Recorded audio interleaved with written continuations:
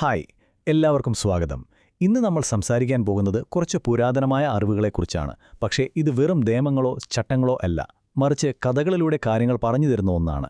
ശരിക്കും പറഞ്ഞാൽ നൂറ്റാണ്ടുകളായി ഒരു ജനതയുടെ ഹൃദയത്തിൽ നിന്ന് വന്ന നാടോടി കഥകൾ പോലെ. ഈ കഥകളെല്ലാം വരുന്നത് തൽമൂദ്, മിദ്രാഷ് പോലുള്ള പുരാതന ഗ്രന്ഥങ്ങളിൽ നിന്നാണ്. അപ്പോൾ ഇതൊന്നും വെറും നിയമങ്ങളല്ല കേട്ടോ. പകരം ഒരു ജനതയുടെ മൊത്തം ചിന്തകളും അവരുടെ വികാരങ്ങളും തലമുറകളായി പകർന്നു നൽകുന്ന ഒന്നാണ്.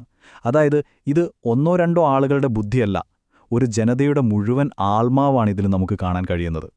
അപ്പോൾ ഇവിടെ വരുന്ന ഒരു പ്രധാന ചോദ്യമുണ്ട്. ഒരു നിയമത്തിന് നമ്മളെ അനുസരിപ്പിക്കാൻ കഴിഞ്ഞേക്കും അല്ലേ? പക്ഷേ അതിനേക്കാൾ ശക്തമായി നമ്മുടെ ഹൃദയത്തെ തൊടാനും നമ്മളെ മാറ്റിമറിക്കാനും ഒരു കഥയ്ക്ക് എങ്ങനെയാണ് കഴിയുന്നത്? ഈ ഒരു ചോദ്യം മനസ്സിൽ വെച്ചുകൊണ്ട് നമുക്ക് മുന്നോട്ട് പോകാം. ആ ചോദ്യത്തിനുള്ള ഉത്തരം കണ്ടെത്തണമെങ്കിൽ നമ്മൾ ആദ്യം ഒരു കാര്യം മനസ്സിലാക്കണം. പുരാതന യഹൂദ പാരമ്പര്യത്തിൽ അറിവ് കൈമാറാൻ പ്രധാനമായും രണ്ട് വഴികളുണ്ടായിരുന്നു. ഒന്ന് നിയമത്തിൻ്റേത്, മറ്റൊന്ന് ഐതിഹ്യത്തിൻ്റേത്. ഈ ഒരു വ്യത്യാസം മനസ്സിലാക്കിയാൽ മാത്രമേ ഈ കഥകളുടെ യഥാർത്ഥ പവർ നമുക്ക് പിടികിട്ടൂ. ഈ കഥകളൊക്കെ എവിടെ നിന്നാണ് വരുന്നതെന്ന് നോക്കാം. തൽമൂദ്, മിദ്രാഷ് എന്നൊക്കെ കേട്ടിട്ടുണ്ടോ? ഇവയെ നമുക്ക് പുരാതന നിയമങ്ങളെയും നമ്മുടെയൊക്കെ സാധാരണ ജീവിതത്തെയും തമ്മിൽ ബന്ധിപ്പിക്കുന്ന രണ്ട് വലിയ പാലങ്ങളായിട്ട് കാണാം. ഈ പാലങ്ങളിലൂടെയാണ് ജ്ഞാനം അങ്ങോട്ടും ഇങ്ങോട്ടും ഒഴുകിയെത്തിയിരുന്നത്. ഈ സ്ലൈഡിൽ കാര്യങ്ങൾ കുറച്ചുകൂടി വ്യക്തമാകും. ഒന്ന് ശ്രദ്ധിച്ചു നോക്കിക്കേ. ഹലാഖ എന്ന് പറയുന്നത് കർശനമായ നിയമങ്ങളാണ്. അതായത് എന്ത് ചെയ്യണം എന്ന് വളരെ കൃത്യമായി പറയുന്നു. എന്നാൽ അഗാധയോ അത് കഥകളാണ്. അത് നമ്മളോട് പറയുന്നത് എന്തുകൊണ്ട് എന്നാണ്. ശരിക്കും പറഞ്ഞാൽ നിയമങ്ങൾക്ക് പിന്നിലെ ഒരു ഹൃദയം നൽകുന്നത് ഈ കഥകളാണ്. ഈയൊരു വാചകം സൂചിപ്പിക്കുന്നതുപോലെ അഗാധ ഒരുതരം ക്രിയേറ്റീവ് സ്പേസ് ആയിരുന്നു. ഇവിടെ അധ്യാപകർക്ക് നിയമത്തിന്റെ ഒരു ചട്ടക്കൂട്ടിൽ ഒതുങ്ങേണ്ട ആവശ്യമില്ല. അവർക്ക് ഭാവന ഉപയോഗിച്ച് തിരുവെഴുത്തുകളെ വ്യാഖ്യാനിക്കാം. ഇവിടെ നിയമത്തിന്റെ കാർക്കശ്യമല്ല, ഭാവനയുടെ സ്വാതന്ത്ര്യത്തിനാണ് പ്രാധാന്യം. ഓക്കെ, ഇനി നമുക്ക് ഈ തിയറിയിൽ നിന്ന് മാറി കുറച്ചുകൂടി പ്രാക്ടിക്കലായിട്ട് കാര്യങ്ങൾ നോക്കാം.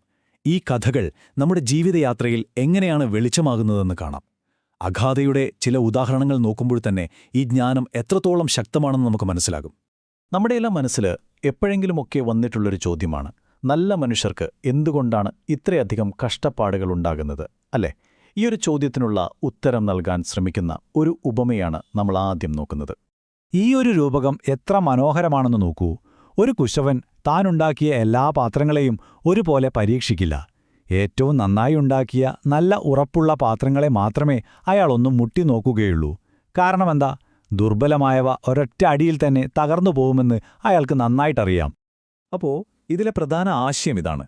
ജീവിതത്തിൽ വരുന്ന പരീക്ഷണങ്ങൾ ഒരു ശിക്ഷയായിട്ടല്ല കാണേണ്ടത്, മറിച്ച് ഒരു വ്യക്തിയുടെ ഉള്ളിലുള്ള ശക്തിയും മനക്കരുത്തും ലോകത്തിനു മുന്നിൽ പ്രകടിപ്പിക്കാനുള്ളൊരവസരമായിട്ടാണ്.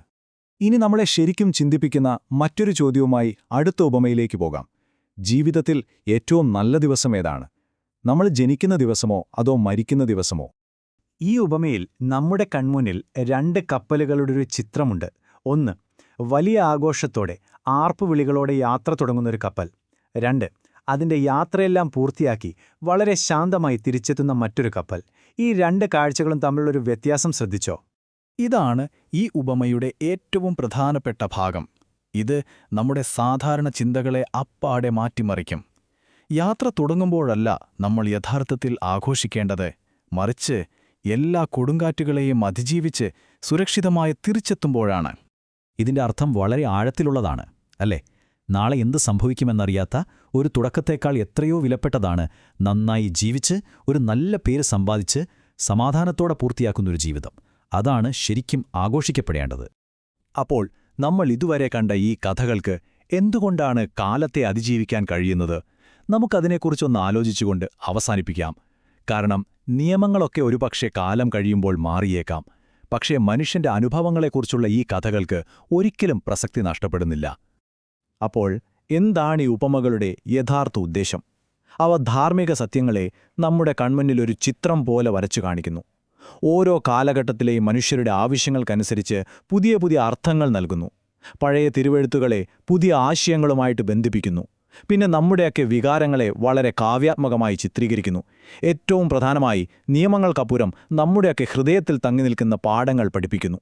നമ്മളെ ആഴത്തിൽ ചിന്തിപ്പിക്കുന്ന അവസാനത്തെ ഒരു കഥ കൂടി നോക്കാം. ജീവിതത്തിൽ എപ്പോഴും തയ്യാറായിരിക്കേണ്ടതിന്റെ പ്രാധാന്യം ഓർമ്മിപ്പിക്കുന്ന ഒരു കിടിലൻ കഥയാണിത്. ഇത് ജീവിതത്തോടുള്ള രണ്ട് സമീപനങ്ങളെ എത്ര വ്യക്തമായാണ് കാണിക്കുന്നത് നോക്കൂ. ചിലർ എപ്പോഴും ഏത് നിമിഷവും തയ്യാറായിരിക്കും. എന്നാൽ മറ്റു ചിലരോ? അവർ സമയം ഇനിയും ഒരുപാടുണ്ടല്ലോ എന്ന് കരുതി കാര്യങ്ങൾ നീട്ടിവെക്കും. ഈ ഉപമയിൽ നിന്നുള്ള പ്രധാന ഉപദേശം വളരെ ലളിതമാണ്. എന്നാൽ അതിന് ഒരുപാട് അർത്ഥതലങ്ങളുണ്ട്. നിന്റെ മരണത്തിന് ഒരു ദിവസം മുൻപ് അനുദപിച്ച് ദൈവത്തിലേക്ക് മടങ്ങുക.